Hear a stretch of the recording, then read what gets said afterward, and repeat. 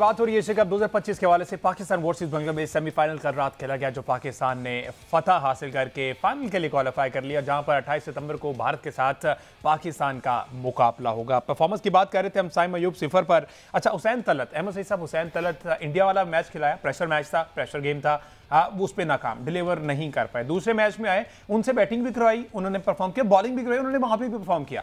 लेकिन कल रात वाले मैच में बैटिंग तो आई, उस पर 3 रन बनाकर आउट हो गए, लेकिन बॉलिंग में उनको टेस्ट नहीं किया गया। आखिर टीम कॉम्बिनेशन बनाना क्या चाह रही, यही तो मौका था कि इस पे चेक कर लिया जाए, दोनों सूरतों में पता चल जाए कि हमने तलत के साथ जाना है या नहीं जाना। देखिए, मैं इसके पहले भी हमने इसके ऊपर बात की है कि दुबई में जो मैचेस हो रहे हैं उनमें हसन नवाज सूट करते हैं हुसैन तलत की बजाय, इसलिए कि हसन नवाज जो है वो सामने की तरफ खेलने में ज़्यादा महारत रखते हैं। और मैचअप्स की भी अगर बात करें और कंडीशंस के मुताबिक प्लेयर खिलाने की बात करें तो भी मेरा ख्याल है कि हुसैन नवाज की टीम में जगह बनती है। लेकिन अब जिस पोजीशन के ऊपर टीम आ गई है और जिस तरह से उन्हें अपनी कॉम्बिनेशन एक बना ली है, एक 11 उनको समझ आना शुरू हो गई है, तो उसमें जो है वो शायद हुसैन तलत का इंक्लूजन ही हमें नज़र आएगी फाइनल में, जिसका इंडिया कल कोच साहब ने दिया भी है, माइक हैसन ने। उन्होंने उनकी उन 2 विकेटों को भी हवाला दिया है जो उन्होंने हुसैन तलत ने हासिल की हैं। और माइक हैसन उन प्लेयर्स को ज़्यादा प्रेफर करते हैं जो बैटिंग के साथ साथ बॉलिंग भी कर लेते हों, ऑलराउंडर्स को ज़्यादा वो अपनी टीम में रखने को तरजीह देते हैं। तो हुसैन तलत ही अब मुझे लगता है कि फाइनल में कंटिन्यू करेंगे। होना तो चाहिए, हुसैन नवाज को इस टीम का हिस्सा होना चाहिए जब आप उनको लेकर आए थे, और वो सबसे ज़्यादा उनका स्ट्राइक रेट भी है, और अगर वो एक अच्छी बार लेने में कामयाब हो जाते हैं तो वो मैच का पासा पलटने की सलाहियत रखते हैं, खासतौर पर जिस तरह वो चेज करते हैं एक मेथड के थ्रू। जिस तरह कल हमने अपनी बैटिंग में सब फील किया कि हमें डेप्थ में थोड़ी सी एक और बैटर की जरूरत है, तो हसन नवाज वहां पर फिट इन हो सकते हैं। लेकिन मसला ये है कि हुसैन से भी जान नहीं छुड़ाना चाह रहे, हुसैन तलत को भी रखना चाह रहे हैं, हसन की इस तरह से जगह नहीं बनती। या तो ऊपर साइम अयूब को रेस्ट करवा दिया जाए, जो कि अब हो जाना चाहिए। 6 इनिंग्स हो गई हैं, इट्स मोर देन इनफ। अब और उनको कितने चांसेस देने, या फिर ये समझा जा रहा है कि जहां पर थ्रू आउट द टूर्नामेंट उनको साथ कैरी किया है, अब फाइनल में भी कर लिया जाए। देखिए, अब कितनी डेप्थ आप चाहते हैं, मेरा ख्याल है कल 10वें नंबर पर बैटिंग करने हैं फहीम अशरफ और 9वें नंबर पर बैटिंग करने हैं मोहम्मद नवाज। अच्छा, तो इसी डेप्थ के लिए ही तो माइक हैसन ने इतने ज़्यादा ऑलराउंडर रखे हुए हैं कि 8वें 9वें नंबर तक जो है वो हमारे बैट्समैन होने चाहिए, वो लोग जिनको थोड़ा बहुत खेलना आता हो, उनको ये ऑलराउंडर कंसिडर किया जाता है। तो हसन नवाज को टीम में रखने के लिए ज़ाहिर है आप किसी न किसी को ड्रॉप करना पड़ेगा, और ड्रॉप करने के लिए हुसैन तलत ही, क्योंकि वो लाइक टू लाइक रिप्लेसमेंट बनती है, उस पोजीशन के ऊपर आकर खेलते भी हैं। लेकिन अगर हुसैन तलत को निकालते हैं तो कहीं ना कहीं ये वल्नरेबिलिटी भी है कि वो जो स्टेबिलिटी का एक फैक्टर होता है उसको फराहम करने के लिए सलमान अली आगा को टीम में रखा तो हुआ, लेकिन वो चूंकि आउट ऑफ फॉर्म है, वो उस तरह से रन भी नहीं कर पा रहे हैं, और वो एक एंड जिसको संभालना होता है वो भी संभालने में कामयाब नहीं हो रहे हैं, विकेट भी दे रहे हैं और रन भी नहीं बना पा रहे हैं। तो इसलिए भी शायद थोड़े से रिलक्टेंट हैं वो हुसैन तलत को ड्रॉप करने में। और जहां तक तब्दीली का ताल्लुक है तो अब मुझे ऐसा कोई दिखाई देता नहीं है कि फाइनल से पहले पाकिस्तान की टीम को इस तरह की तब्दीली करेगी। यही सेम 11 मुझे लगता है कि फाइनल में जाएगी। चलें जी, बैटिंग पे तो हमने डिसाइड कर लिया, बॉलिंग की अगर बात कर ली जाए, शाहीन शाह अफरीदी ने कल बहुत ज़्यादा उनकी जो परफॉर्मेंस थी उसमें बेहतरी दिखाई हमें दी। कल उन्होंने 4 ओवर्स करवाए, 17 रन दिए, 3 खिलाड़ियों को आउट किया, और एक मरतबा फिर ये 22nd टाइम ऐसा हो गया कि शाहीन अफरीदी ने पहले ही ओवर में आउट किया। और कल हमने फिर देखा 3 उन्होंने आउट किए, हारिस रऊफ ने 3 आउट किए, उसके बाद 2 आउट किए साइम अयूब ने, और 1 विकेट हिस्से में आई है मोहम्मद नवाज के। अबरार 3 23 फॉर नन और फहीम अशरफ 2 18 फॉर नन। तो बॉलिंग भी खासी इंप्रूव हमें दिखाई दी। और ये आपको मजे की बात बताऊं, एक मैं इंडियन एक्स क्रिकेटर्स जो कि usually against Pakistan, anti Pakistan narrative लेके चलते हैं, लेकिन कल उन्होंने भी ट्वीट किया कि पाकिस्तान ने बॉलिंग डिपार्टमेंट में खासी इंप्रूवमेंट हासिल किया। देखिए, बिल्कुल शाहीन का जहां तक ताल्लुक है तो मुझे शाहीन का जो एटीट्यूड नजर आया है पिछले 2 मैचेस के अंदर वो बहुत पॉजिटिव नजर आया है, और जो बॉलिंग में इंटेंट की बात होती है वो मुझे उनके अंदर देखने में नजर आई है। खुशाइन बात यह है कि शाहीन लेंथ हिट करना शुरू हो गए हैं, बहुत ज्यादा फुलर लेंथ के ऊपर वो अब नहीं जा रहे हैं, लेंथ बॉल जो है वो करना शुरू हो गए हैं, और कल यही हमें लगा है। और उन्होंने कल 143 के साथ साथ एक आध बॉल 146 का भी किया है। तो शाहीन का जो रिदम था, जो उनकी इंजरी के बाद हम जिसके ऊपर बात करते थे कि वो एक मुकम्मल रिहैब के बाद वापस नहीं आए हैं, जिसकी वजह से वो रिदम जो है उनको हासिल नहीं हो रहा है, तो शाहीन के एक्शन में थोड़ी सी तब्दीली यकीन नहीं है, लेकिन इस एक्शन के साथ अब उनको वो रिदम मिलना शुरू हो गया है कि जिसके लिए शाहीन अफरीदी जाने और पहचाने जाते थे। और गुज़श्ता दोनों मैचों में श्रीलंका के खिलाफ भी और बांग्लादेश के खिलाफ भी, लेकिन जब आप पहले ओवर में विकेट दिलवा देते हैं ना, तो फिर ज़ाहिर है आप एक एडवांटेज तो देते हैं ना टीम को, जिस पर आपकी टीम बिल्ड कर सकती है। और कल तो इसकी ज़रूरत इसलिए भी थी कि एक लो टोटल हम डिफेंड कर रहे थे, तो वहाँ पर विकेट्स लेने ही जाना था, विकेट्स ही चाहिए थी वहाँ पर, और विकेट्स ही प्रेशर में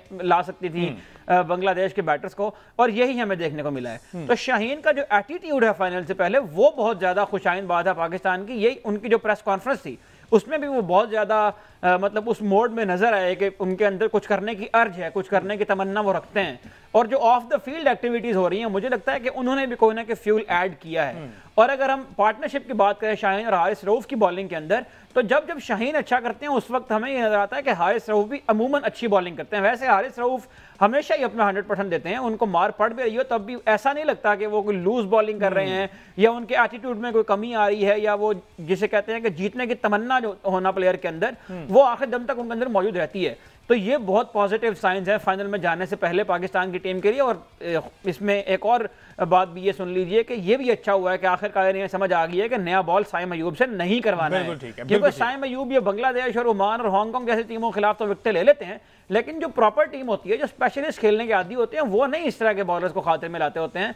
तो नया बॉल अब जिस तरह की कंडीशन बन रही है दुबई के अंदर, उसमें फास्ट बॉलर को ही करना चाहिए। और खास तौर पर जब आपके फास्ट बॉलर फॉर्म में आ गए हैं, रिदम में आ गए हैं, तो किसी किस्म का एडवेंचर करने की जरूरत नहीं है। बिल्कुल ठीक है। अच्छा क्विकली जरा आपको क्या लगता है, वैसे तो उनके कोच ने भी ये बात की, वजह बताई है बांग्लादेश की रीजन जो हारने की आपके नजदीक विद द बैट और विद द बॉल दोनों अगर बात कर ली जाए, क्या आपको रीजन पता चली? देन फिर हम कंट्रोवर्सीज की तरफ चलते हैं, वो बहुत जरूरी है, उस पर बात करें। देखिए बैटिंग तो कल दोनों टीमों की हमें फ्लॉप नजर आई ना, और आप अगर कमेंट्री को सुने, पहले ओवर में जो कमेंट्री हो रही थी वहां पर वकास यूनुस साहब ने ये बताया कि ये ऐसी पिच है कि जिसके ऊपर आप अगर इशू को फोर्स करेंगे, आप ऑन साइड के बॉल को घुमा के किसी और तरफ मारने की कोशिश करेंगे, कोई रैम शॉट मारने की कोशिश करेंगे, तो यहाँ रन नहीं होगा, स्लॉगिंग नहीं होगी। यहाँ पे यहाँ प्रॉपर क्रिकेट खेलते जाएं, जिस तरह बैकफुट पे जाके पहला पंच किया उन्होंने साहबजादा फरहान ने, इसका मतलब यह है कि ये ट्रू पिच था जहां पर आपको प्रॉपर क्रिकेट खेलनी थी। अनफॉर्चुनेटली दोनों ही टीमों के अंदर से हमें ये एलिमेंट गायब होता हुआ नजर आया और दोनों टीमें जो है वो अपनी विकेटें गंवाती गई। अगर वहां पिच के ऊपर स्टे करते, 10 ओवर में 50-60 भी होता, विकेट ना गई होती,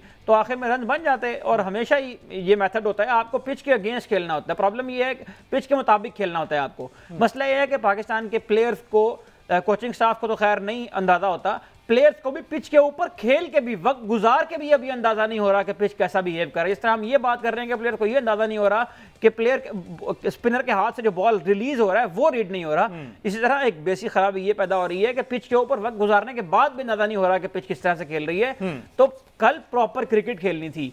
इस मैच की जो कमेंट्री हुई है कल, मैं रिक्वेस्ट करूंगा जो पूरी टीम है हमारी पाकिस्तान की, इस मैच की जरा कमेंट्री जाकर सुने कि कमेंटेटर जो बात कर रहे हैं, जिस तरह से वो उस पिच को एनालाइज कर रहे हैं, वो बताती है कि दुबई की पिच किस तरह बिहेव करेगी। यहां पर प्रॉपर क्रिकेट खेलने से ही रन बनेंगे। बहरहाल आगे बढ़ते हैं जी। अब जरा कंट्रोवर्सीज पर बात करी जाए। जो पीसीबी ने इंडिया के खिलाफ आईसीसी में दरख्वास्त दी थी, बीसीसीआई ने पाकिस्तान के खिलाफ आईसीसी में दरख्वास्त दी थी, दोनों का फैसला जो है गालिबन सूर्य कुमार यादव वाला अभी फाइनलाइज नहीं हुआ। उसमें इंडियन पूरी कोशिश कर रहे हैं, बीसीसीआई बोर्ड जो है, भारतीय क्रिकेट बोर्ड, वो पूरी कोशिश कर रहा है कि इनको कम से कम सजा होनी चाहिए। लेकिन on the other hand India today ये एक न्यूज़पेपर है, उसने ये खबर दी है कि साहबजादा फरहान को वार्निंग दी गई है और हारिस रऊफ पर मैच फीस का 30% जो है ना 30% जुर्माना आयद कर दिया गया है। उस सेलिब्रेशन पर या फिर उन जेस्चर्स पर जो वो बाउंड्री लाइन पर दे रहे थे या फिर विकेट पर आकर जिस तरह से कर रहे थे, उस पर 30% है। साहबजादा फरहान को वार्निंग दे दी गई है और सूर्य कुमार यादव के लिए बीसीसीआई पूरी कोशिश कर रहा है, क्योंकि उनका मामला ज्यादा संगीन है। उस पर उनको हो सकता है कि 2 मैचेस का बैन लग जाए, कोई पेनल्टी मजीद हैवी वाली पड़ जाए। लेकिन भारत कोशिश अहमद से सब कर रहा है कि जनाब इसको कम से कम जो ना फाइन अगर होता है कम से कम हो, वैसे तो मामला ऐसी रफा दफा हो जाए। देखिए ये एंटी डिस्क्रिमिनेशन कोड है आईसीसी का 2.1 और 2.1.1 के जुमरे में ये बातें सारी आती हैं। इसके ऊपर हम पहले ही बात कर चुके हैं। तो सूर्य कुमार यादव की जहाँ तक तफसीलात हैं, उनको कल आईसीसी ने बुलाया अपने हेडक्वार्टर में, वहाँ उनकी पेशी हुई है। उनके साथ जितने भी जो टीम बनी हुई थी उन्होंने पूरी तहकीकात की हैं और पूरी बात उनके साथ की है। आज पाकिस्तानी प्लेयर्स को भी जो है आईसीसी ने सुना है, उनकी हेयरिंग की है और मतलब जो अंदर की बातें हम तक पहुंची हैं वो तो ये बताती हैं कि दोनों प्लेयर्स जो है वो उनके जवाबात से ये लग रहा था कि बिल्कुल जिस तरह से आप तैयारी करके पेपर में अपेयर होते हैं, वो दोनों खिलाड़ी जो है वाज़े उन्होंने जवाबात दिए। साहबजादा फरहान ने ये कहा कि जो सेलिब्रेशन मैंने की है हमारे इलाके में, इस तरह की सेलिब्रेशन जो है वो मामूल की बात है, क्योंकि हम ज़ाहिर है पठान है, हमारे तो खुशी हो गमी हो, हमारे पास तो मनाने का जो है तरीका वो यही है। तो हम इस तरह से सेलिब्रेट करते हैं। मैंने 50 किया, मैं खुश हुआ, तो उस खुशी की हालत में जाहिर है कि मैंने वो गेस्चर दिया जो हमारे यहाँ बिल्कुल मामूल है, नॉर्मल है। हारिस रऊफ का जवाब जो है वो ज़्यादा दिलचस्प था। उन्होंने कहा कि जब प्लेयर छक्का मारता है तो जाहिर है उसके ऊपर 6 रन का इशारा किया जाता है, और जब प्लेयर बगैर कोई रन बनाए आउट होता है तो उसके ऊपर 0 का इशारा किया जाता है। तो मैंने ये 2 इशारे किए हैं। इसके अलावा अगर इसकी कोई और तशरीह बनती है, कोई तफसील बनती है तो वो बीसीसीआई बता दे कि उन्होंने इसका क्या मतलब लिया है। इस पर फिलहाल अभी खामोशी है दूसरे कैंप से, वो ये नहीं बता रहे कि इस बात का मतलब क्या है। वो शायद बताना भी नहीं चाहेंगे। बहरहाल आगे आने वाले शो में आ चुके इंडिया वर्सेस श्रीलंका एक रबर स्टैम्प की तरह एक मैच है, वो मैच होना है। तो मैं इस कंट्रोवर्सी को मजीद थोड़ा सा डिस्कस करेंगे। सूर्या वाला मामला भी कल तक क्लियर हो जाएगा, देन फिर हम कंपैरिजन कर सकेंगे कि पाकिस्तान को किस तरह से ट्रीट किया गया और इंडिया को किस तरह से ट्रीट किया गया।